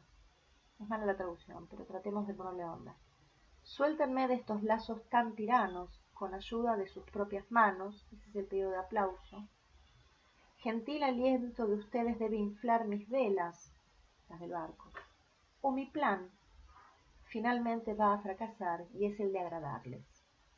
Carezco en tanto de espíritus del arte del encanto, y mi fin es la desesperación. Si es que no me socorre la oración, y penetra hasta la piedad más alta, al punto que me libere de toda falta. Si por mis pecados esperan clemencia, háganme libre con su indulgencia. Yo siempre lloro cuando leo. Y se va a Starfield. No es más teatro. Se dedica a escribir, a hacer jodas, no hace otras cosas. Un tipo que se conectaba muy bien con sus placeres terrenales.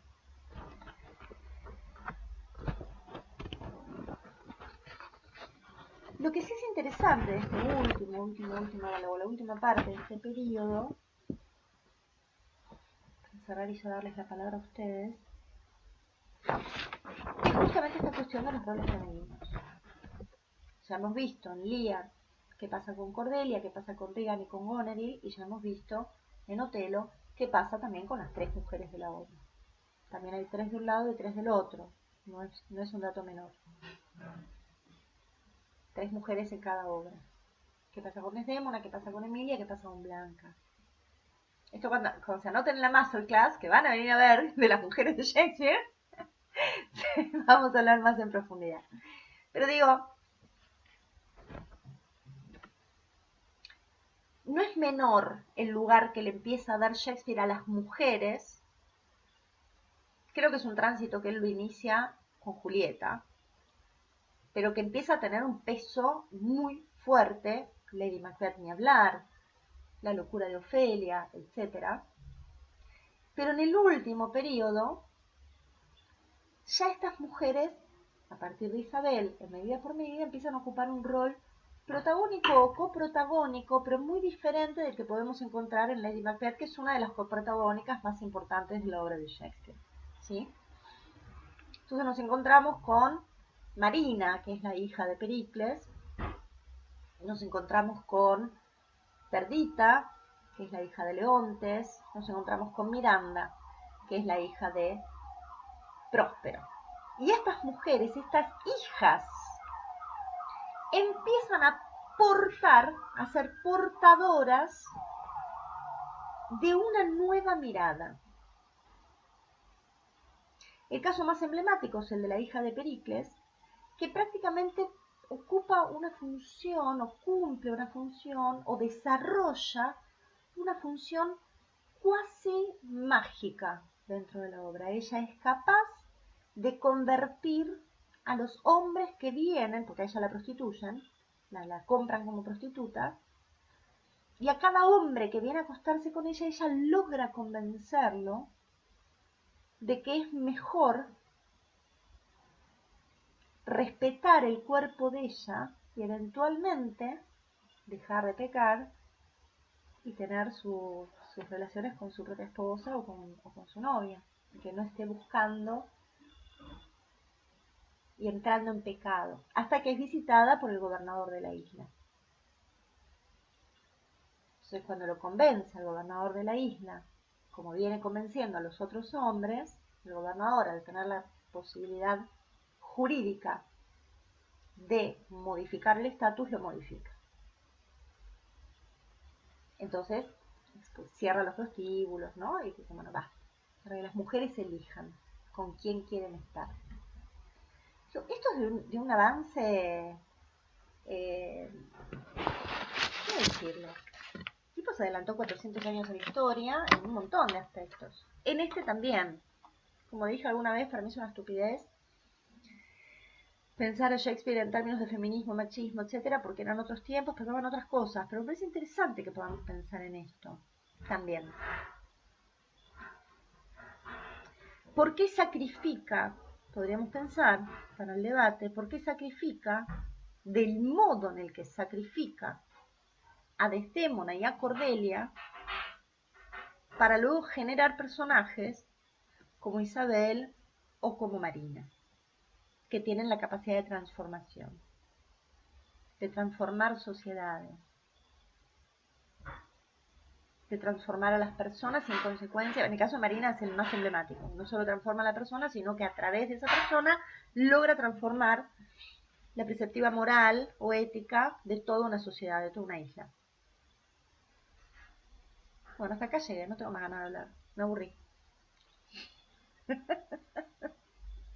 Marita, estás cabeza abajo. Toda la clase estuviste cabeza abajo. Entonces, ¿entendés que yo tengo un TOC? Se llama que las cosas tienen que estar en su lugar. Y yo te veía, toda la clase estuviste cabeza abajo. ¿Y se había dado cuenta o no? No sé si se daba cuenta, pero ya estaba, se me iba el ojo, ¿viste? No quería parar porque digo, Estoy con 3% de batería, pero no pasa nada, tranquilos. Bueno, ahora quiero que hablen ustedes, quiero que me cuenten, que den opinión, que me pregunten, que opinen, que me discutan, que me digan, no estoy de acuerdo, qué sé yo, todo lo que hacemos. Ah, buenísimo. Acá pasó por chat. ¿Quién lo pasó? ¿Vos, Marita? No, Ulises. Ah, No. perfecto. La Tempestad, el canal de YouTube del Británico. Yo me lo voy a abrir. Ahí lo pusieron, estaba libre, no sé hasta cuándo, pero estaba ahí. Tiene Ya tiene ya un varias, par de años. desde el inicio de la Sí, pandemia han puesto bueno, varias obras. sí, sí. sí, por los 50 años del maestro, o sea, los 50 años de vida teatral, han puesto todas las obras donde él ha dirigido, una semana todas las que él actuó y otra todas las que ha dirigido, y las han pasado en el Teatro Británico, y tú podías ir y ver, wow, a pantalla grande, gigante, la obra, ¿no? Perfecto. El maestro hizo la... Perfecto. Ahí ya me lo puse en pausa para verlo después tranquila, pues yo estuve en Lima mientras la estaban ensayando. Esperen que... ¿Me ven? Sí. No se me cortó, buenísimo. Yo estaba en Lima cuando ellos la estaban ensayando. De hecho, era muy gracioso, pues yo estaba me habían contratado del Británico para trabajar con los chicos de lo que fue la última camada, porque después no siguió el conservatorio. Y entonces yo daba clases en un aula y en el aula de al lado ensayaban. Entonces nos encontrábamos en el break, ¿viste? Nos tomábamos el cafecito y todo ello. Roberto, que es un amor de persona, me decía, ¿quieres pasar? Entonces pasaba, y miraba un ratito, después Alberto se contrariaba con el personaje, obviamente, pues es un personaje súper difícil, pues son muy, muy, muy difícil de roer, y bueno, teníamos unas charlas preciosas, pero no me pude quedar para el estreno, o sea, se estrenaba, ponemos, dije, un mes después de que yo me volvía, y no la pude ver, así que Ulises te agradezco muchísimo porque era una cuenta pendiente, tenía muchas ganas de verla, así que gracias, después me la voy a ver tranquila. La voy a poner en la tele, voy a pasar el YouTube a la tele, así la puedo ver en pantalla más grande que la compu. Gracias, gracias por eso. También está el LIAR, de hecho yo lo doy siempre en la facultad, el LIAR que se hizo en el Nacional cuando estaba incendiado, que también trabajó Alberto ahí, que era mucho más joven. No sé si ustedes la vieron esa, esa versión. Bueno, los que la vieron, si alguien tiene el link, pues yo no lo tengo acá a mano, si alguien tiene el link y lo quiere pasar, estaría buenísimo porque es muy interesante esa apuesta, realmente lo es. Es un momento interesante.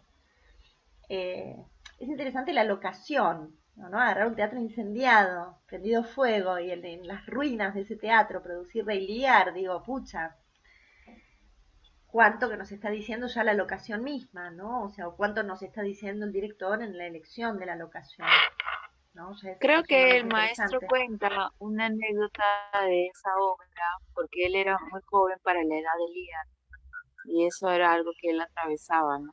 Ujú. Y bueno, y no sé si es que a partir de allí, pero él siempre dice en sus clases que uno no actúa a la edad.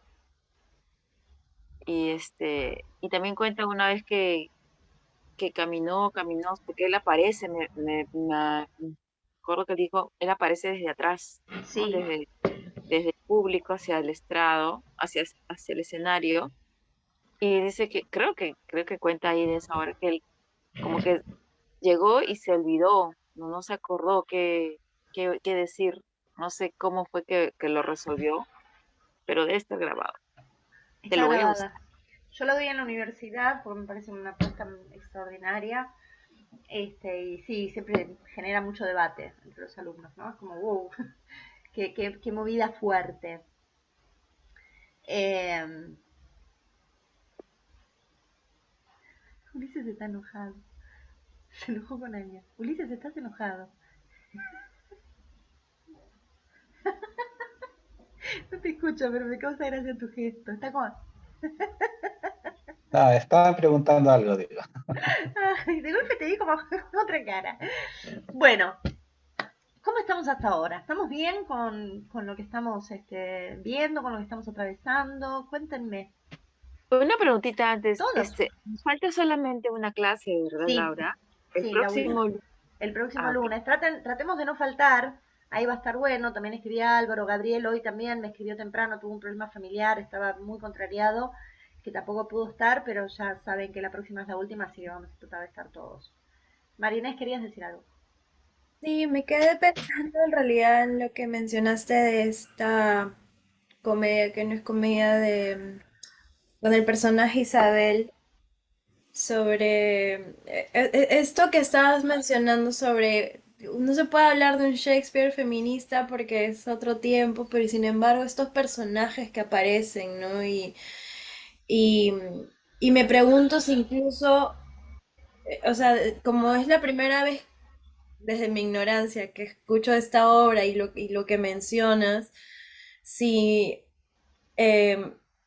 desde la visión de un director hombre también han visto estos detalles, lo mencionan, porque no, bueno, eso, porque se me vienen cosas a la cabeza con respecto a también la forma en la que a veces otras personas ven la obra o sea, obviamente estando en este espacio contigo y con todos tus conocimientos, o sea, también nos amplías bastante el contexto y ahí es cuando muchas cosas como que se cuajan mejor, ¿no? Pero no sé, eso me quedó como pensando, porque también estoy tratando de pensar en esto de ¿cuál es la propuesta contemporánea para obras como Otelo y Rey Lear? O sea, es como o sea, es algo que vengo pensando desde que hemos estado trabajando con ellas y todavía no la tengo tan clara, pero Que bueno. estamos en función de eso, ¿no? Un poco uno de los objetivos de este seminario es ese, no solamente hacer un análisis del texto por el gusto de hacerlo, que está buenísimo igual, porque son textos Ujú. extraordinarios, sino hacer un poco esto que yo denomino como un camino hacia una mirada creativa, local, diferente. No vamos a reinventar a Shakespeare. Eso está claro, Shakespeare es Shakespeare. El punto es reinventar, digo, en el sentido de que no vamos a ser muy diferentes de lo que él haya producido. El tema es, perdón, la mirada, el atravesamiento de la mirada actual, que eso me parece sumamente necesario. Ahora y siempre. Ujú. ¿Se entiende? Entonces, claro, yo entiendo lo que vos decís y estoy de acuerdo, Mariñez. Esto es decir, bueno, no, tildarlo de feminista o machista no tiene sentido, porque eran conceptos como esto que yo digo, no podemos hablar de ruptura de cuarta pared en el teatro isabelino, en las obras de Shakespeare, porque no había cuarta pared, punto. O sea, no existía, entonces directamente no hay ruptura, directamente no existe. Sí podemos construirla la cuarta pared. Tenemos la licencia para hacerlo y decir, bueno, yo esta obra la quiero trabajar a cuarta pared. Podemos hacerlo. De hecho, la mayoría lo hace de ese modo. Y no está mal, digo, que ya tenemos ese conocimiento y es un atravesamiento que tenemos también como gente de teatro, espectador, lector, actor, director, da lo mismo, pero es algo que ya tenemos incorporado. Pero hiciste un comentario que a mí me resulta, bueno, fue un poco el disparador que yo tuve hace unos años, cuando arranqué con esta suerte de investigación respecto de los roles femeninos, que fue una apuesta, una o dos puestas, que vi en Film and Arts de La Filecilla Domada. Una puesta hecha en el Globe Theatre y otra puesta en un teatro independiente de West Side, que ahora no me acuerdo cómo se llamaba. Entonces, la puesta independiente eran directores varones, los dos. Cuando entrevistan a los directores, ¿viste? Van viendo un poco cómo hicieron una apuesta a la otra. Cuando entrevistan al director, no, la entrevista se la hicieron en el Teatro Independiente, pero hace mucho tiempo, por eso me estoy tratando de acordar. Lo tengo igual todo por ahí escrito, porque en un momento escribí como una crónica porque me parecía fuerte lo que había pasado. Cuando entrevistan a este director, que era un director jovencito, del Teatro Independiente, digo jovencito, estaría en los 30, ponele. Él lo que cuenta es que lo primero que sintió cuando lo llamaron para hacer este material fue decir que no. Le parecía que no era una obra para representar en los tiempos que corren, o sea que realmente le parecía un espanto. O sea, tuvo una mirada eh, condenatoria del texto. Digo, está bien, es su mirada, eso no se juzga. Lo que él decidió hacer entonces fue hacer una inversión de géneros. Entonces, todos los femeninos eran masculinos y todos los masculinos eran femeninos. Entonces ya no era Catalina y Petruchio, sino que era Catalino y Petruchia. ¿Se entiende? Y lo que funcionaba era un gran matriarcado. Y yo la vi la obra, o vi pedazos de la obra, y dije, este pibe no entendió nada. Porque él construyó el matriarcado desde la perspectiva patriarcal. ¿Se Lo mismo. entiende? Entonces ahí ya estuvo equivocado. Porque era igual de terrible, igual sojuzgaba del mismo modo, ¿no? Era una cosa espantosa. O sea, simplemente fue formal el intercambio. O sea, no se quiso jugar, yo creo que le sacó, como decimos acá, el culo a la jeringa, y no quiso poner a un tipo maltratando a una mina en escena, entonces lo puso al revés y la gente más o menos se divertía. La apuesta del Globe Theatre apuntó a la comedia. Dijo, esto es una comedia, vamos a la comedia. Se contrataron, creo que a los mejores actores de comedia de toda Inglaterra, porque nunca me reí tanto, soy honesta, hasta que me dejé de reír. Pero no me pasó a mí. La obra está filmada en vivo durante la representación en el Globe Theatre y la gente en un momento deja de reírse y empieza a reinar el silencio. Y los actores seguían trabajando en la misma cuerda cómica y la gente no se reía.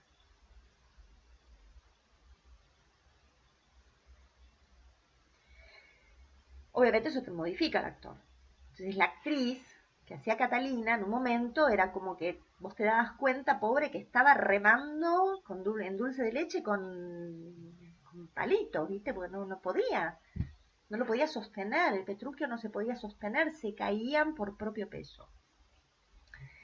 Entonces ahí yo formulé mi primera hipótesis, que tiene que ver con esto, si se puede representar un personaje femenino con una mirada actual latinoamericana sin romper el personaje, o sea, sin hacer que Catalina sea Catalino, sin hacer que Catalina diga un texto que no está en la obra o cercenando partes de la obra. Ahí yo arranco con esta investigación. Y ahí es donde yo me formulo, y ese texto me tiene obsesionada porque lo leo y lo releo y lo recontraleo, y digo, ¿qué me está diciendo Shakespeare? No se trata de entender qué está haciendo con esa obra. Porque yo no puedo mirar a la Fierecilla domada desligada del resto de las obras de Shakespeare. ¿Se entiende? Como no puedo mirar Los dos hidalgos de Verona separada del resto de la obra de Shakespeare. Entonces digo, si en su primera obra, Los dos hidalgos de Verona, en su primera obra, él pone a dos chicas, a dos jovencitas, en la obligación, en la necesidad de tener que disfrazarse de varón para salir a la ruta, por ponerlo en términos actuales, para salir a la carretera y trasladarse a otra ciudad. Y aclara en el texto, o sea, el personaje dice, vamos a vestirnos de hombres, porque si no, lo más probable es que nos violen en el camino. Es porque la mirada respecto del lugar de peligrosidad al que está expuesto la mujer por su sola condición, que no es condición, pero por el solo hecho de ser mujer, ya él lo tenía recontra visualizado. Mi hipótesis, mi teoría respecto de la Fierecilla domada es que todo lo que sucede en ese final de obra, que es tan terrible, cuando ella aparece completamente sumida, ¿no? Sometida al deseo del marido, mucho más que todas las otras mujeres de la obra. Y él le dice, bueno, ahora besame el zapato, y ella se arrodilla y empieza a decir, tienen que hacer esto, tienen que hacer lo otro, tienen que ser como los maridos dicen, y mientras le da besos en el zapato, yo no puedo imaginarme a esa mujer, a ese personaje, hacer ese texto, decir ese texto, transitar ese texto desde el goce. Para mí esa mujer está diciendo ese texto desde el más profundo, desde la más profunda desesperación.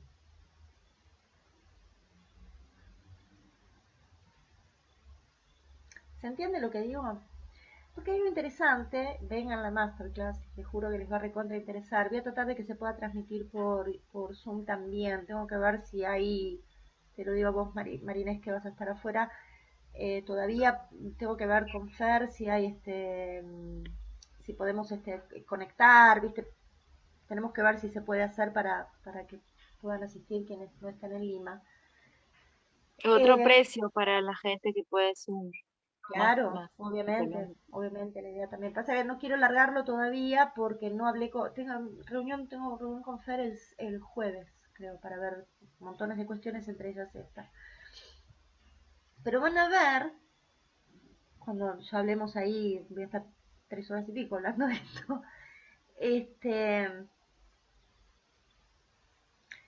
¿qué hay en el, o sea, mejor dicho, qué pasaba con estas mujeres, o qué pasaba con las mujeres en general en la era isabelina o en el tiempo de Shakespeare? Vamos a hablar de tiempo shakespeariano. El imaginario de lo femenino era bastante distinto de lo que pensamos ahora que era en aquellos tiempos y de lo que es actualmente. Entonces está bueno hacer un poco esa revisión también, porque era una sociedad que todavía estaba muy atravesada por muchas otras culturas. Culturas como la vikinga, culturas como la celta, que estaban muy presentes todavía, donde las deidades femeninas eran muy presentes. Y si bien ya el catolicismo había arrasado con todo eso, en el imaginario colectivo eso permanecía. ¿Se entiende? Es como la Pachamama nuestra. El catolicismo arrasó con la creencia precolombina, sin embargo, se sigue festejando la Pachamama. ¿Se entiende? Entonces eso es interesante de tener en cuenta y está bueno generar la bajada a Latinoamérica. Decir, bueno, ¿y qué pasa ahora? ¿Cómo haríamos hoy Otelo? ¿Cómo haríamos hoy Rey Lear? ¿Cómo haríamos hoy la Teresita Domada? ¿Cuál es el punto? Perdón. ¿Estás bien? Un ruido tremendo, le dije, me quedé sin marido. ¿Qué es esto? No, cerró la ventana y hizo mucho ruido. Y me parece que eso es muy importante que lo podamos tener en cuenta y que podamos reflexionar sobre esto, ¿se entiende? Que un análisis de texto, por lo menos para mí, no significa únicamente ver la línea de acción del personaje, cuáles son sus objetivos, sino en qué nos interpela, porque de eso se trata el teatro. El teatro está para interpelarnos. El arte está para interpelarnos, pero el teatro esencialmente es un arte que se sostiene en lo vivo, en el aquí y ahora. Una pregunta. Sí, vamos, primero Ulises y después vamos con Ivy. Ya, no, estaba recordando que justo a raíz de las pandemias, la filosofía tomada fue escrita en esas pandemias de las grandes que hubo en 92 y 93. ¿Cómo? También me imagino que la filosofía domada fue escrita entre el 92 y 93, que también coincidió con una de las pestes Con una fuertes de que las hubieron pestes. y que Exacto. fue, bueno, me imagino que debe haber sido terrible vivir en esas épocas también, ¿no? Absolutamente. Absolutamente. Absolutamente. Bueno, él se fue, en esa primera peste, él se fue a Stratford, se quedó en Stratford. Y ahí escribió los sonetos y bueno, vivió de eso. Por suerte consiguió a alguien que le pagó por escribir los sonetos y pudo mantenerse. Después ya estaba bien económicamente. Cuando lo agarró la segunda peste, él ya estaba mejor parado. Pero son épocas de... A ver, chicos, nosotros venimos de una pandemia. Los Y sonetos no des- son de él. Los sonetos son de él. Todo lo que digan, todo lo que ustedes escuchan por ahí, Shakespeare no escribió sus obras, Shakespeare no escribió los sonetos, Shakespeare no existió, es mentira. Lisa hay evidencia de sobra, de sobra.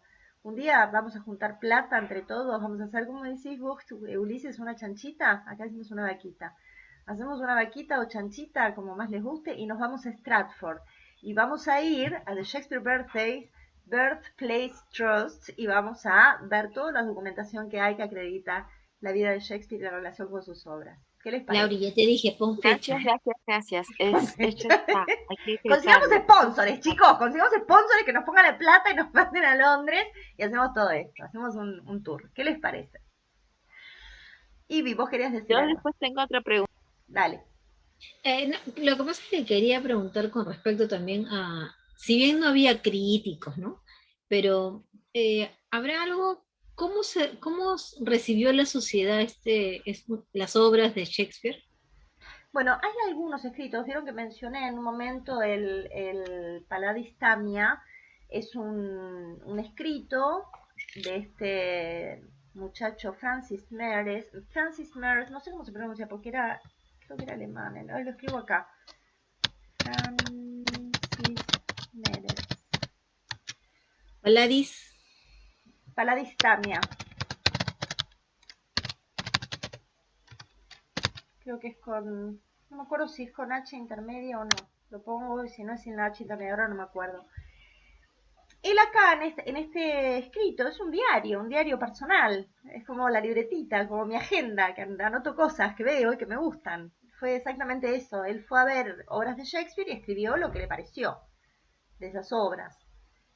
Hay escritos de esos dando vueltas. Hoy preguntaba Ulises, esas anotaciones, ¿no? ¿Existen? Sí, existen. Cuesta un montón conseguirlas. La última de la que yo me enteré, que me mandaron el paper, no sé qué, West Carolina U de la Shakespeare Association, porque soy miembro, entonces me avisaron que se había encontrado en una excavación, que todo esto fue hace como por lo menos 4 o 5 años atrás, se había encontrado un diario mucho más importante que el Paladis, de un estudiante, creo que era de Derecho, que vio todas las obras de Shakespeare, todas las que él pudo ver, digamos, en su vida, mientras vivió, y en vida de Shakespeare, y que hizo anotaciones respecto de las puestas y de las cosas que él vio en ese momento.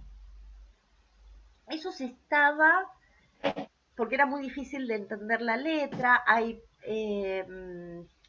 términos que hoy en día no existen en el idioma actual inglés, entonces estaban haciendo todo un trabajo de rearmado, de recomposición de ese material. Yo supongo, porque ya pasó bastante tiempo, no se publicó nada al respecto, yo me imagino, conociéndolos a la gente de Royal Shakespeare y de Birthplace Trust, etcétera, cómo se manejan, que van a esperar al año que viene, que se cumplen los 400 años de la primera publicación de sus obras. Yo creo que recién el año que viene van a alargar un montón de información que la tienen medio encanutada en este momento. Pero cada tanto vieron que larga, ¿no? Hace muchos años salió el tema de las pipas de él, los que tenían resto de hoja de coca, resto de cannabis, ¿no? Y que eso a qué se habría debido por el tema de que él sufrió sífilis y entonces como el yerno era médico, ¿no? O sea, como todo eso va apareciendo cada tanto, nos tiran algún dato. Después hay cartas, le sigo respondiendo a Ivy. Después hay cartas que escribió Ben Jonson, cartas que se escribían entre nobles que lo contrataban a Shakespeare. Esto creo que lo conté en una clase también, ¿no? Y hablaban del maestro Shakespeare. No era como, le subía el estatus a determinadas familias, invitar al maestro Shakespeare a sus casas, para hacer representaciones para distintos eventos. De hecho, hay mucho ruido para nada se hizo para el matrimonio de la hija de una marquesa, que no me acuerdo cuál es, y se representó en los jardines de ese lugar, ¿no? Y si uno mira la obra, la lee con esa imagen, y sí, da para esos jardines laberínticos, ¿no? Llenos no me sale ahora cómo se llama la plantita esa, como llenos de matas, ¿no? Que se van los personajes escondiendo y se espían, ¿no? O sea, como que había algo ahí del juego de la mirada del otro, atravesando, siempre espiando, que está muy presente en la obra y que de pronto en un escenario es bastante difícil de representar. No imposible, pero en el espacio de un parque o de un laberinto en un jardín es mucho más fácil. No sé si respondí tu pregunta, Ivy. ¿Sí? Trabajaba mucho por encargo, Willy. Eso está bueno también tenerlo en cuenta. Era un gran empresario teatral también. Un gran productor. Laura, Sí, este, pregunto, ¿no? pregunte. Existe o existirá, no sé, un, una obra o no sé cómo se llama, una intervención donde eh, los personajes sean la mayoría o algunas de las mujeres de Shakespeare, o sea, como que juntar a todas las mujeres como que cuenten lo que ellas pasaron, los personajes, ¿no? Los O sea, personajes de Shakespeare, las ¿alguien ha hecho mujeres. algo así? Hay un montón. Pero Hay un algo así. montón. Que hay una que se llama Las Mujeres de Shakespeare, Shakespeare y sus mujeres. Yo acabo de escribir una. Por encargo me pidieron, ¿cómo se llamó? Las Mujeres del Bardo o algo así, le pusieron, que en realidad ahí lo que tomamos por pedido de la directora fue los personajes de las tres brujas de Macbeth, Ah, más ok. Hécate, y yo le propuse sumar a Sycorax, que es la gran bruja ausente de la obra de Shakespeare, que es la madre de Calibán en La Tempestad, que está muerta en la obra. Yo la traigo a la vida. Y a partir de ahí estas mujeres van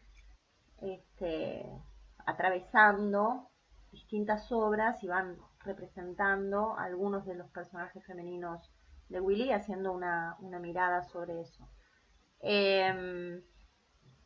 A mí esto de hacer dialogar a los personajes entre sí, pues he visto algunas De obras diferentes obras. de diferentes obras, sí, sí.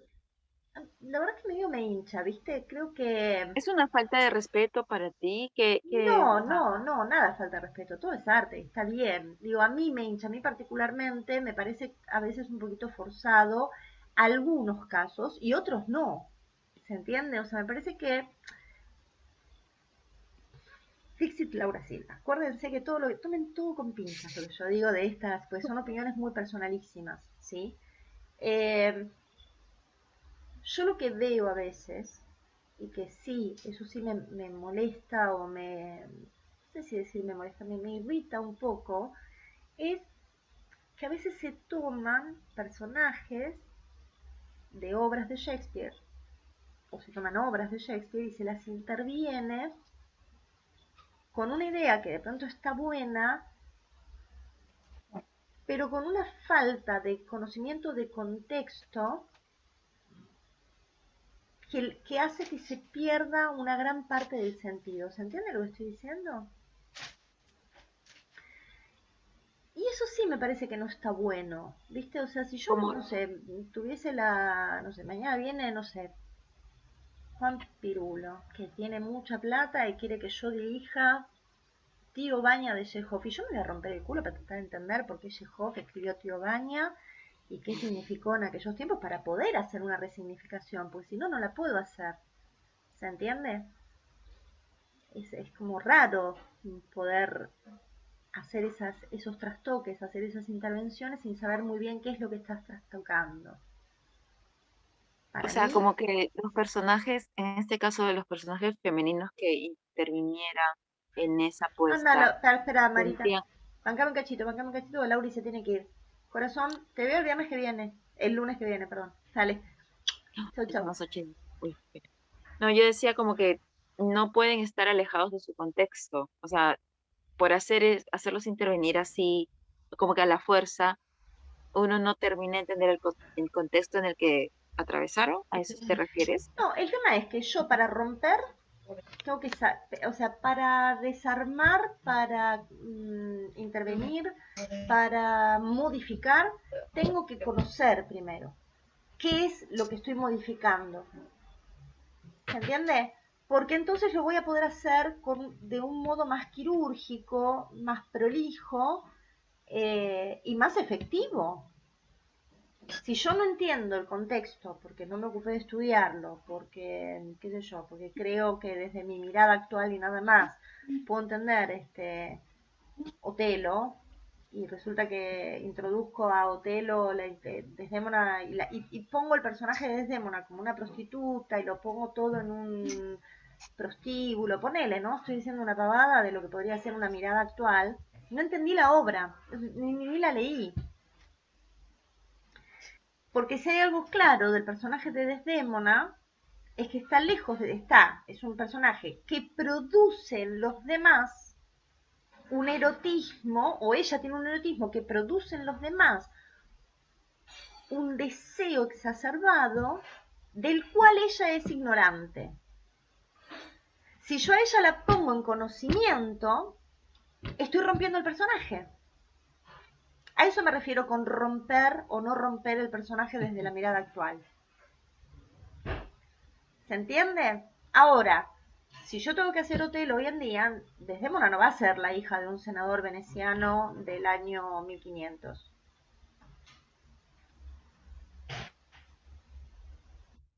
Voy a tratar de encontrar un paralelismo, una analogía con la actualidad. A ver, me pasó con Macbeth.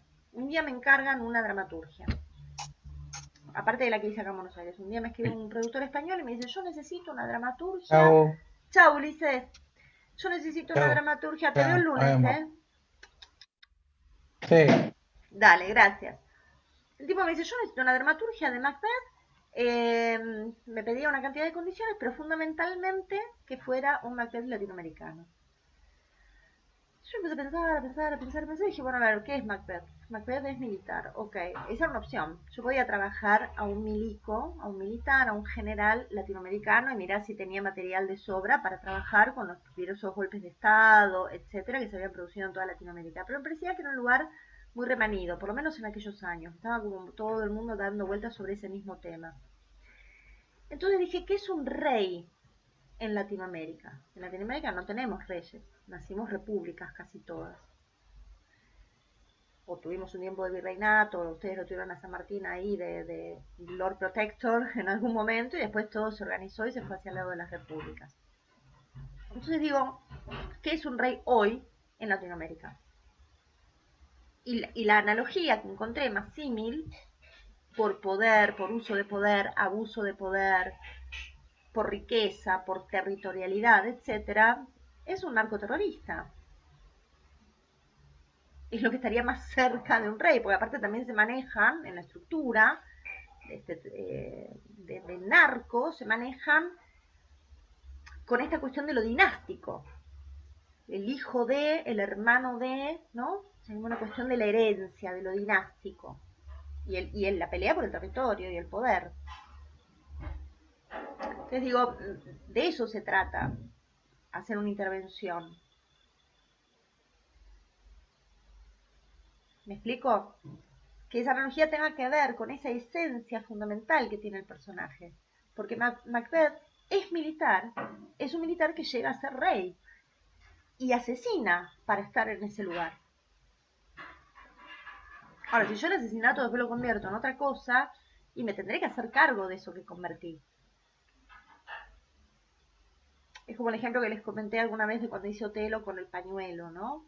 Y bueno, si el pañuelo formaba parte del ajuar íntimo femenino y tenía ese valor en la obra original, hoy un pañuelo es más, usamos pañuelos descartables, o sea, ya no tiene valor el pañuelo en nuestra sociedad y mucho menos como algo vinculado con la sexualidad, ¿cómo lo convierto? Entonces era una chalina que ellos usaban a modo de ahogamiento como estímulo sexual en su intimidad.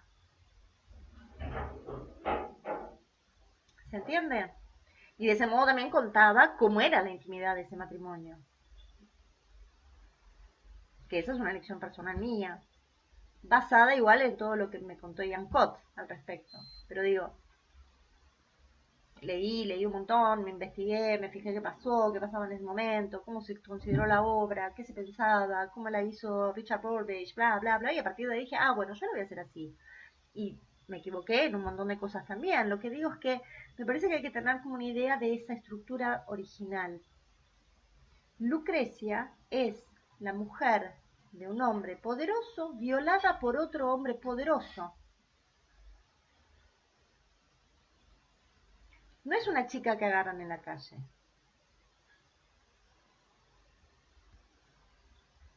Blanca es una prostituta o una mujer que es prostituida y es utilizada por un hombre de poder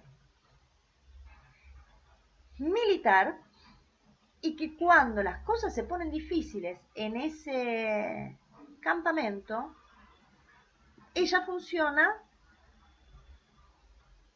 como fusible y es encarcelada y culpada por un crimen que no cometió. ¿Es porque es prostituta?